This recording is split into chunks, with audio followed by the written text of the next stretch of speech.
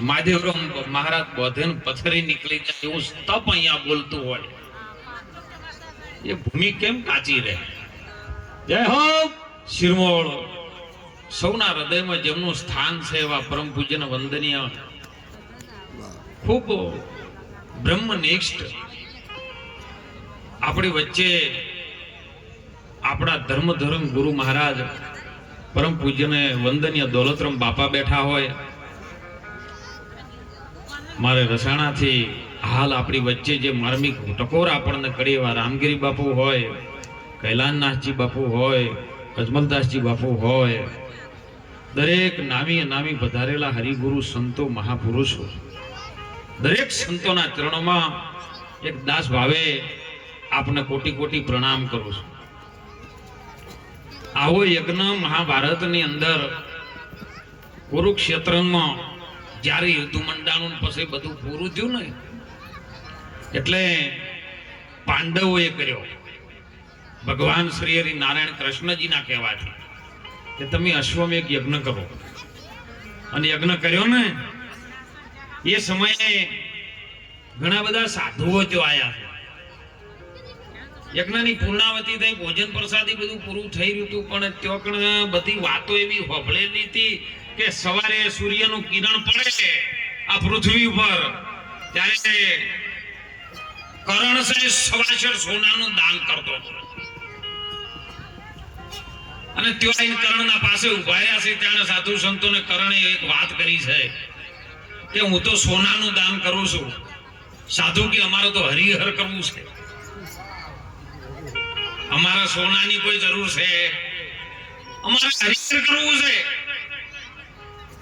કે અહીંયા તો નહીં, પણ પાંડવોએ યજ્ઞ કર્યો છે એ બાજુ મોકલી ચિંતી સાહેબ કે તમે ત્યો જો તમને હરિહર મળી ગયા. અને સાધુ મહાત્મા ત્યાં જ્યાં છે ત્યાં પણ હરિહર કર્યું છે ને આનંદ કર્યું છે. અંદરથી ઓડકાર જેનો ઓમકાર ઉપડે ને એટલે સાહેબ અંદરથી આશીર્વાદ આપવો ના પડે, ઓટોમેટિક જતો નીકળી ગયો સાહેબ.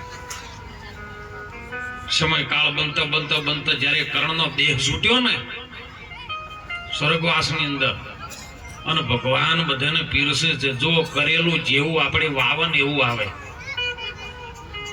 કરેલું ફોકટ જાય નહીં, કર્યા વગર કોઈ મળે. હાલ ભક્તિ છે ને બાપુ વર્તમાનની છે.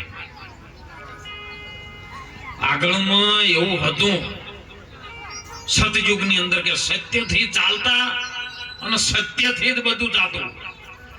સમયકાળ બદલાતા ત્રેતાયુગ આવ્યો અને ત્રેતાયુગની અંદર ઋષિ મુનિઓએ તપ કર્યું છે સાહેબ. તપના આધારે શાસ્ત્રો, પુરાણો, વેદ બધું રચ્યું છે. એના આધારે તપના આધારે ચાલવા માંડ્યું. અને દ્રાપર યુગ આવ્યો એ વખત બધું ધર્મથી ચાલતું. ધર્મને વરેલા માણસો હતા અને ધર્મથી ચાલે. અત્યારે શરવણજી સાહેબ કળિયુગ કેવલ નામ આધારે સમર ઉતરી જાય નવર ભવભારા. ભગવાનને ઓળખવા હોય ને તો તમે દૂધ લાવો ને એટલે ઘી ભેળું મોય આવે, છાશે ભેળી આવે, મોખણ ભેળું આવે. તમારો માથાનો વાળ જો કદાચ રોટલામાં બાજરીને આવી જાય તો એને કાઢવો હોય ને તો તૂટી જાય સાહેબ. પણ જો કદાચ મોખણ જેવા બની જાય ને બાપુ તો ગમે એવી વાળની ગૂંચ પડી તો મોખણમાં હોરો નીકળી જાય રહ્યો, એ તૂટે નહીં. મોખણ જેવા થાજો. આ કળિયુગ છે, ચોથો યુગ આવ્યો નામનો. અને નામમાં દાન ચાલે સાહેબ, દાન. તમારા પોચ આ ઓગળીએથી તમે કંઈક આપ્યું હોય ને તો એ ઉગ્યા ટાળું ન રહે. માટલું ગળે ને કુંભાર એટલે માટી લાવે ને તપાડે ને કૂટે ને પાછી ચાકડા ઉપર ચડાવે, પોણી રેડે, પિંડો બનાવે, એને ચક્કર ફેરવીને પાછું માટલું ગળીને પાછો ટીપી તૈયાર કરે, નેભાડા મૂકે.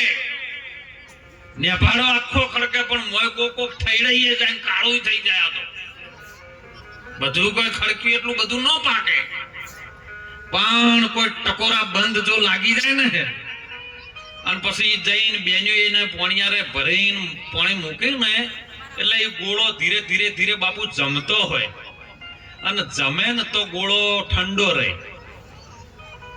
બાપુનું કાર્ય મેં જોયું છે સાહેબ. જો તમે થોડા થોડા જમતા રહો ને તો ઠંડા રહો, નકે જો જમેલા નહીં હોય ને તો પોણીએ ગોળામાં ઠંડુ રહેવાનું નથી. જો અન્ય ક્ષેત્ર ચાલતું હોય ને એ જમજો. અને એ સાહેબ ભગવાને જયારે પીરસવામાં આવ્યું અને કર્ણ બોલ્યો કે બાપા એ પ્રભુ હે નારાયણ, આ હોનું મારા થાળી પીરસણું માર કેવી રીતનું ખાવું? કે તાણ જેને જેને આલ્યું હોય એવું મળે. આ તો તમે સોનાનું આપ્યું સોનું મળે,